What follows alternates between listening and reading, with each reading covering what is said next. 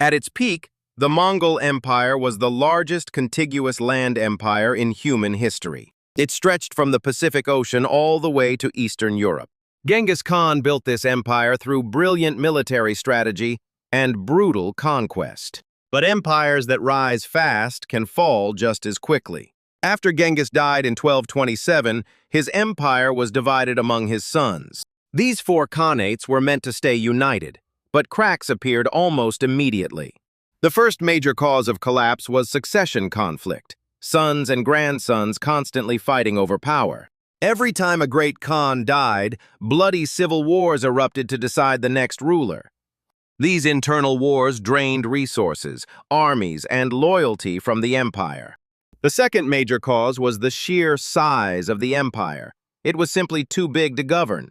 Communication across thousands of miles was slow, even with the famous Mongol postal relay system.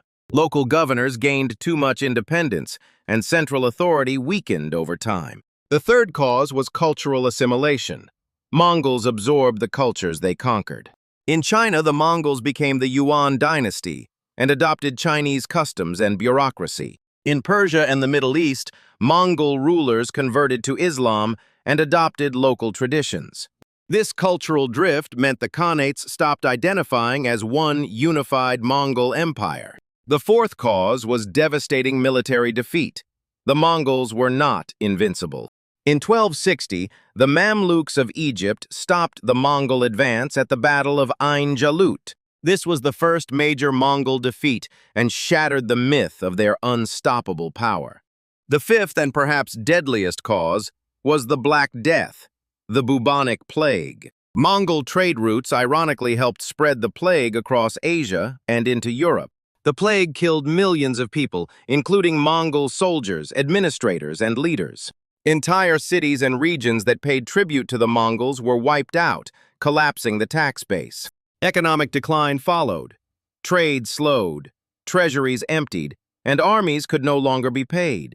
The sixth cause was the rise of strong regional powers pushing back against Mongol rule. In China, the Ming dynasty rose up and expelled the Mongol Yuan rulers in 1368. In Russia, local princes grew stronger and eventually threw off the Mongol Golden Horde. In Persia, rebellions and rival dynasties dismantled the Ilkhanate from within. By the late 1300s, the great empire had fragmented into smaller, weaker successor states. Timur the Great briefly reunited some Mongol lands, but his empire also collapsed after his death. So the Mongol Empire fell from a perfect storm: civil war, overexpansion, plague, and rebellion. Its fall teaches us that even the mightiest empires carry the seeds of their own destruction. The Mongol legacy lives on in history, but the empire itself, too vast to hold, simply could not last.